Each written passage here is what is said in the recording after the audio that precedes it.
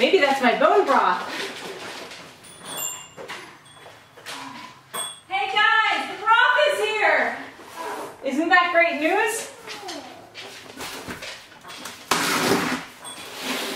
Let's see what's inside.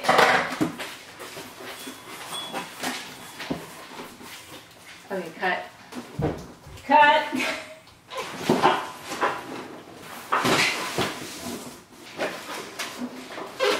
Okay, let's see this. You can cut this, right? Okay, what have we got here?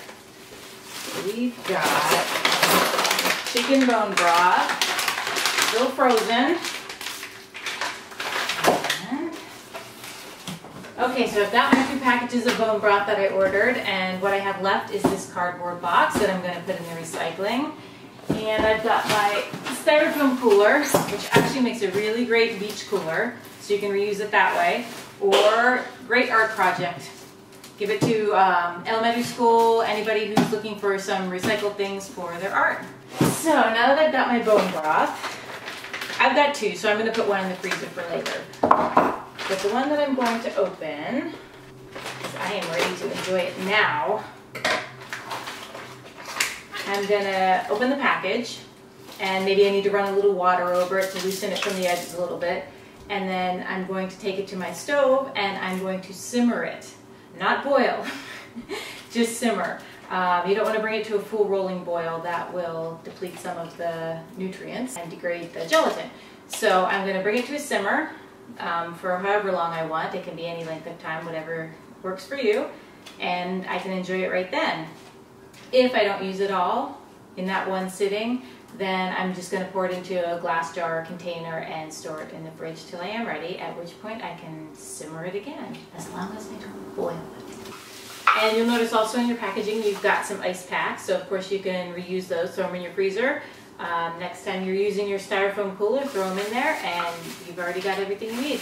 Several of my clients ask me, what do I do with bone broth once I get it in the mail? He showed us how to open it and what to do, how to open the package, which was very simple, and we actually ended up with a cool beach cooler and some extra ice packs, which come in always handy, especially now in the summer, so I can put it in my bag with my cold drink.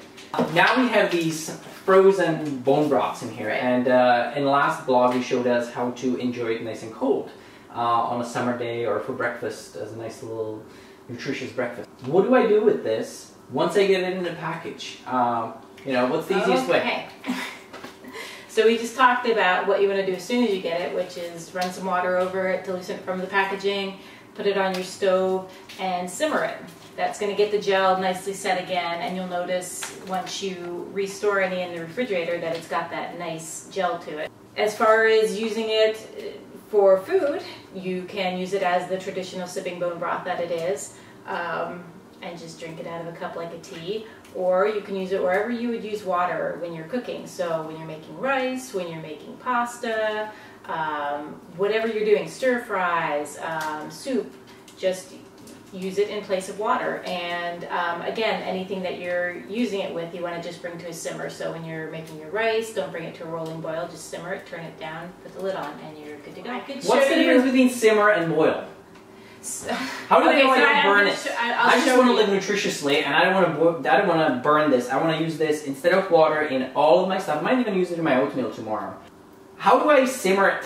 I don't want to burn it. I don't want to kill the nutrients. Okay, so let's walk over to the kitchen, and we'll show you the difference between a simmer and a boil. And then once we simmer it, then we put it away. How long? We put it in the fridge? You can put it in the fridge after you simmer it, whatever you didn't use right away, and that stays good for a week in your fridge.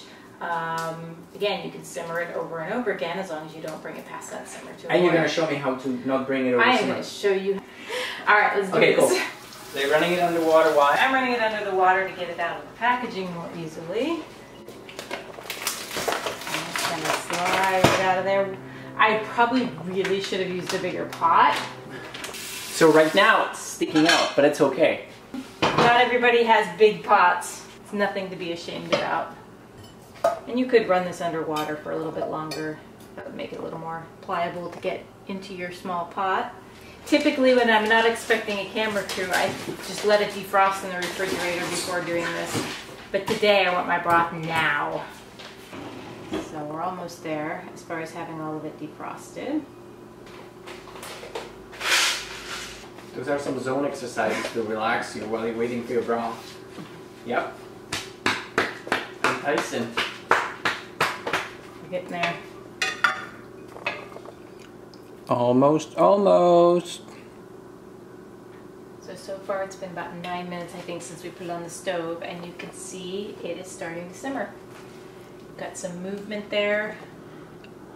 Well, you can see what it looks like here. So we're at about 190 right now, which at this point, for me personally, I would take it off the stove, but you can go to let it go to 205, and you can see how it looks. There's not big rolling, boiling bubbles. There's just a little swirling under the surface there. And again, you could let it, you know, get a little more movement there before you add something like rice or quinoa. But this is really it for, if you're going to drink it now, this will do it.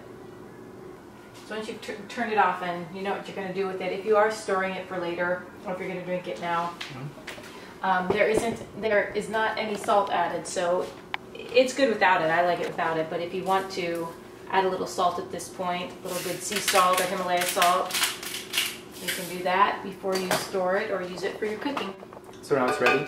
Now you can do anything you want with it. You can do anything you want with it. Just as an extra bonus, so what are you going to do with the leftover broth here?